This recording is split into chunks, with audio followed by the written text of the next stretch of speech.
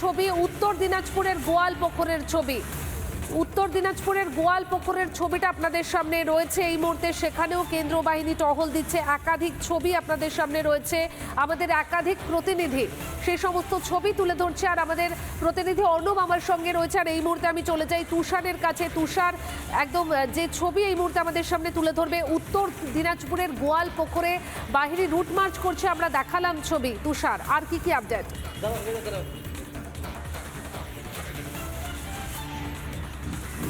একদমই দেখো, উত্তর দিনাজপুর জেলার ইসলামপুর এবং গোয়ালপুকুরে কিন্তু সেন্ট্রাল ফোর্সে কিন্তু রুট মার্চ শুরু হয়েছে। এখানে কিন্তু ইসলামপুরের কিছু বাসিরা রয়েছে, আমার সাথে কথা বলার চেষ্টা করবো। বলছি দাদা, রুট মার্চ শুরু হলো এই নির্বাচনের আগে, কি বলবেন? নির্বাচন কমিশনকে ধন্যবাদ জানাই। জানেন, সারা ভারতবর্ষের মধ্যে এমন একটি রাজ্য আছে, যেটা পশ্চিমবঙ্গ, যেখানে নির্বাচন মানে হচ্ছে একটা রক্ত বন্যার বই যায়। বিগত দিনে আমরা সিপিএমের আমলও দেখেছি এবং বর্তমানে তৃণমূল সরকারের আমলও আমরা দেখেছি। একটা ইলেকশন মানে একদমই দেখো, একদমই দেখতেই পাচ্ছ সেন্ট্রাল ফোর্স কিন্তু চলে এসেছে। তারা কিন্তু বিভিন্ন সময় রুট মার্চ করছে। ইসলামপুরের আজ যে বিডিও অফিস রয়েছে সেখানে কিন্তু তারা কিন্তু তাদের রুট মার্চ করছে, এবং ইসলামপুরের যে আরও সব যেগুলো এরিয়া রয়েছে সেখানেও কিন্তু সেন্ট্রাল ফোর্স পৌঁছে গিয়েছে।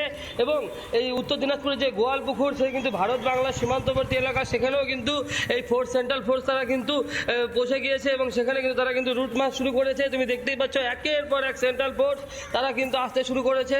তারা কিন্তু এরিয়া ডমিনেশন থেকে শুরু করে সমস্ত কিছুই তারা কিন্তু আজ কিন্তু করতে শুরু করেছে। তুমি দেখতেই পাচ্ছ সেন্ট্রাল ফোর্সে যারা রয়েছে তারা কিন্তু একের পর এক আসতে শুরু করেছে এবং বিভিন্ন এলাকা কিন্তু তারা কিন্তু পরিদর্শন করছে। এমনই কিন্তু ছবিটা কিন্তু দেখতেই পাচ্ছ তুমি। আর কিছু সময়ের অপেক্ষা, তারপরে কিন্তু চূড়ান্ত ভোটার তালিকা প্রকাশ হয়ে যাবে দুপুর 2টোর সময়।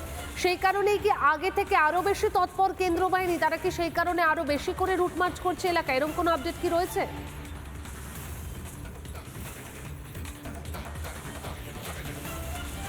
একদমই দেখো, উত্তর দিনাজপুর জেলার যে ইসলামপুর সাব মহকুমার যে সমস্ত বিডিও অফিস এলাকাগুলি রয়েছে সেখানে কিন্তু এর আগে দেখা গিয়েছে একাধিক বিডিও অফিসে কিন্তু ভাঙচুর, আগুন লাগানোর ঘটনা ঘটছে। তার আগেই কিন্তু দেখা যাচ্ছে সেন্ট্রাল ফোর্সকে। এখানকার যারা বাসিন্দারা রয়েছে তার কথা বলবো। দাদা, এই যে নির্বাচনের আগেই সেন্ট্রাল ফোর্স, কি মনে হচ্ছে?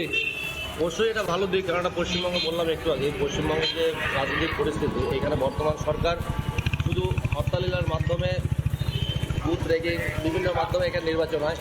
তার আগেই যে আমাদের সেন্ট্রাল ফোর্স নির্বাচন কমিশন পাঠিয়েছে এবং পশ্চিমবঙ্গে শুনলাম 400 কোম্পানির মতো অলরেডি ঢুকে গেছে এবং নির্বাচন ঘোষণা হলে আরও আসবে। এবং এতে মানে কমসে কম জনগণ যারা আছে, পশ্চিমবঙ্গের যারা ভোটার, তাদের সুরক্ষার ব্যাপারটা এখানে গুরুত্ব দেওয়া হচ্ছে। ভোট এখনো ঘোষণা হয়নি, তার আগে সেন্ট্রাল ফোর্স দেখা যাচ্ছে রুট মার্চ করছে। এইবার আমার মনে হয় নির্বাচন কমিশন এমনভাবে ভোটটা করাবেন যে এখানে মানে কোনো মানুষের যেন যান প্রাণের যেন রক্ষাটা, সেই দিকে নজর রেখেই করা হচ্ছে।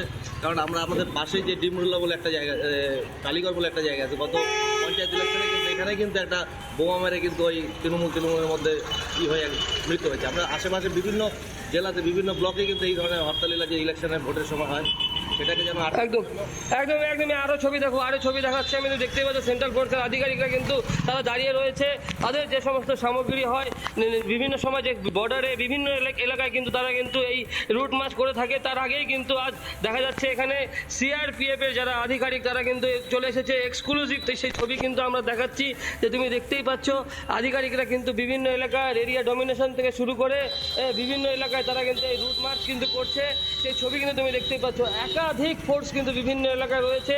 বিভিন্ন সময় এখানকার যারা স্থানীয় বাসিন্দা রয়েছে তারাও কিন্তু এক প্রকার তারা খুশি যে সেন্ট্রাল ফোর্স আসাকে কেন্দ্র করে তারা বলছেন যে বিগত সময় নির্বাচনগুলিতে কিন্তু এই ভারত বাংলাদেশ সীমান্তবর্তী উত্তর দিনাজপুর জেলার ইসলামপুর, গোয়ালপুকুর, চোপড়া একাধিক ঘটনা ঘটে। তার আগেই কিন্তু সেই সেন্ট্রাল ফোর্স আসাতে কিন্তু এলাকার মানুষজনও কিন্তু এক প্রকার খুশি। তারা বলছে যে নির্বাচনের আগে কিন্তু সেন্ট্রাল ফোর্স ছবি আমরা দেখতে পাচ্ছি। এবং তুমি সাধারণের সঙ্গে কথা বললে তারা প্রত্যেকেই বলছেন যে নির্বিঘ্নে ভোটের জন্য এই কেন্দ্রীয় বাহিনী যেভাবে মোতায়েন রয়েছে তা অত্যন্ত গুরুত্বপূর্ণ। এবং আমরা একাধিক ছবি আবারও আপনাদের সামনে তুলে ধরছি। নদিয়ার বিভিন্ন এলাকাতেও রুট মার্চ করছে কেন্দ্রীয় বাহিনী, হরিণঘাটা ও কল্যাণীতেও রুট মার্চ করছে কেন্দ্রীয় বাহিনী। আর এই যে ভোটের আগেই বন্ধে কেন্দ্রীয় বাহিনী একাধিক এলাকা রুট মার্চও করছে কেন্দ্রীয় বাহিনী, এই বিষয় নিয়ে বিজেপি নেতা দিলীপ ঘোষ এবং বিজেপি নেতা তথা আইনজীবী কৌস্তব বাগচি কি জানিয়েছেন শুনুন।